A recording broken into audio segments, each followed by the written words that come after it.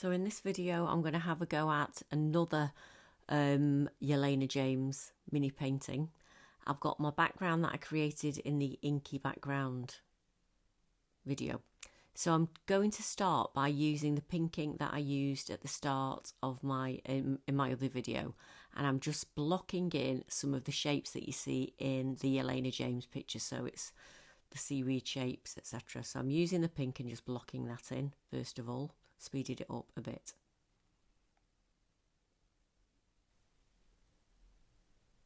And now I'm using a blue watercolour, and I'm just going to use that blue to make another of the shapes.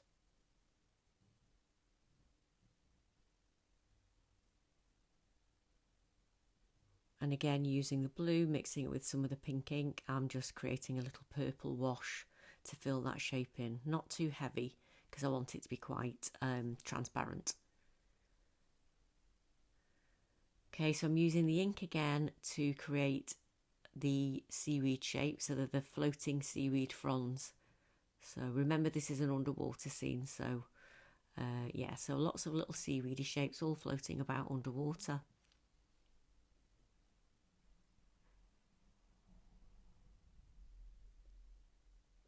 And then again, making a little bit more of a pinky lilac colour and blocking in some more of the flowery seaweed jellyfish shapes. Sea anemones, I'm not sure what they are. I'm sure somebody could tell me. Okay, just blocking all of that in, and then I'm going to let that dry before I do anything else.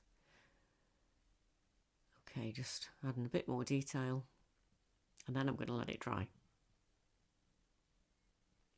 Okay, so once that's dry, I then got myself some acrylic. Remembering this is a very thick paint, I'm going to add some detail. So in order to do that, I want to use a really thin brush. So rather than just going straight in with that blob, I'm spreading out a little bit so I've not got too much on my brush, so that I can actually use the fine point on the paintbrush. So creating some little blocks of white,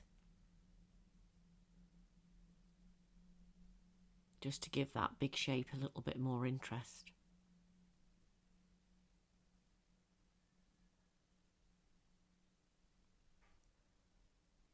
And then adding some more detail with the white. What I think I like about the ink is that it dries quite flat, and what I mean by that is the watercolours that we have in school, they're not amazing quality, so what you tend to find is that they really show the brush marks. So what I like about this ink as opposed to the watercolour is that it is really nice and flat when it dries, so it gives you a good solid colour. So just putting some more blobs of white acrylic down now, again to add a little bit more detail to the shapes I've made.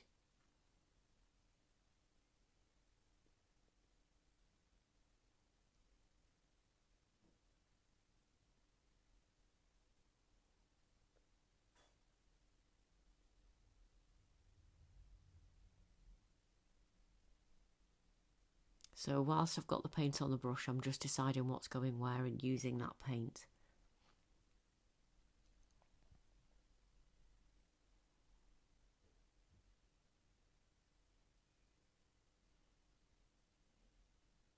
And again, I'm just doing some more detail, some little dots of paint, little dots of white on top of my coloured background. You can see that there.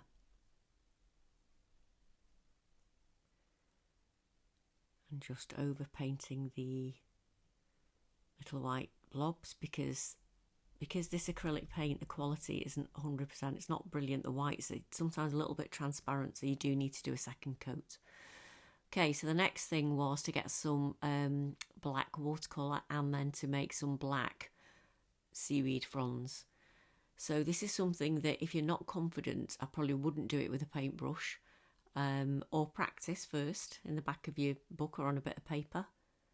So just trying to create the body of the seaweed before I do anything else, just to get the idea of it, get the idea of it, how it's going to lie on the page.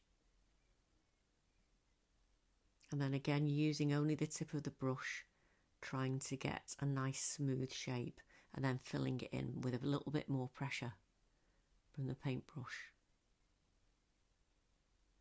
and then rotating the page if I feel that my paintbrush isn't going to sort of follow the angle that I'm pushing it, and I always rotate the page to make sure that the paintbrush does what I want it to do. It's much easier. Okay, so that's done.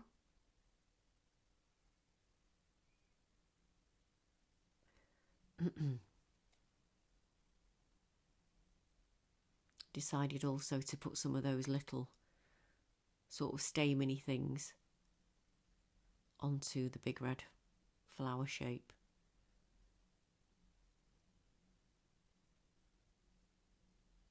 I'm not sure what these are, if this is like a sea anemone or something. Is it the teeth? I don't know.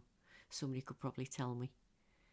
Okay, and then I decided that it needed a little bit more interest, so while I had the paint on the brush, I decided to do some little dots radiating in towards the middle. There we go. So once that had all really dried, I left it for an hour or so, let it dry. I got my coloured pencils. Now these aren't your bog standard, these are Caran d'Ache. These are really lovely soft artist pencils. Well worth the money if you can get yourself some. So I decided to just use only the colours that I've already got on my picture, and then to add some detail and work into those areas now with a coloured pencil.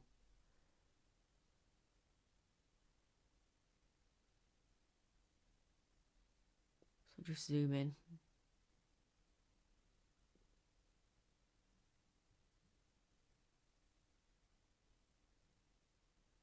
So starting off with the red. Now, because these are such a lovely soft pencil, you can see that the colour payoff is very good. These are great for shading, give you a really nice strong colour.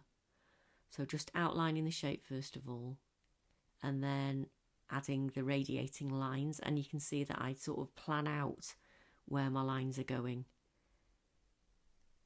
so that I don't run out of space and don't end up with really wonky lines, because that's what I did in my last video.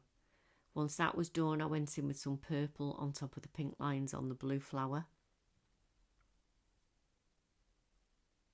and then got a fine liner and just decided to do some more radiating lines in the background shapes.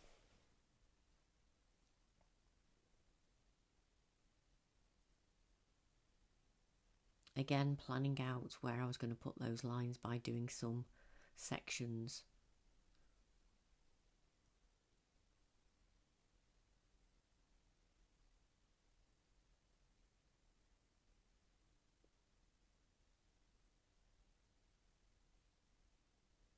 Yeah, I thought I might colour that in, but then I decided that was a waste of time.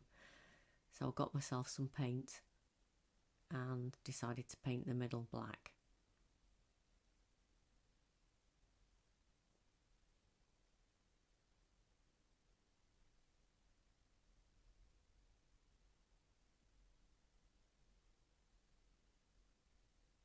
And then just do my radiating lines again.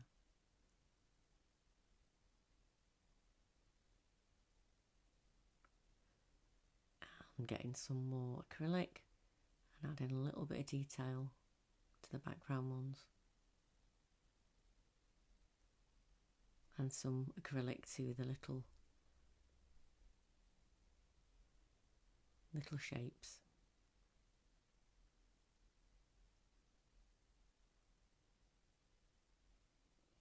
And because I thought they were a little bit flat, the seaweed shapes, I decided to just add a bit of a gradient shading effect to make those seaweedy shapes look a little bit more, give them a bit more form. And then I decided to do a gradient using red, orange and yellow in the background of these, on the background shapes, just because I felt they weren't really part of the picture. They didn't seem to sort of gel together as well. So it was just a little decision I made, and I think it does actually works quite nicely. So almost done, just a little bit more coloured pencil to make that other shape look a little bit more translucent. Putting lots of little bits of colour on top of each other. And a bit more detail with a fine liner. And this is the final thing to make this shape a bit more, the seaweed a little bit more interesting, added a little bit of pattern. And these are all the sorts of things that you do see in Yellana James's work, but obviously on a much bigger scale. Okay, so that's the finished section. My year 7s will be doing theirs A4, so it'll be 3 times as big. But I think that works quite well. For the ones who aren't confident with the paintbrush, this is going to give them options using the coloured pencils. Here are the 2 different versions that I did. The one that was mostly paint, and the other one obviously has got the inks and the coloured pencil. I think they've both got nice qualities. This one is a little bit more, the shapes are more diaphanous, a little bit more see-through, and there's obviously much more control on the second one. But overall, very pleased with both of those, and it gives us lots of options in the classroom for taking this project forward.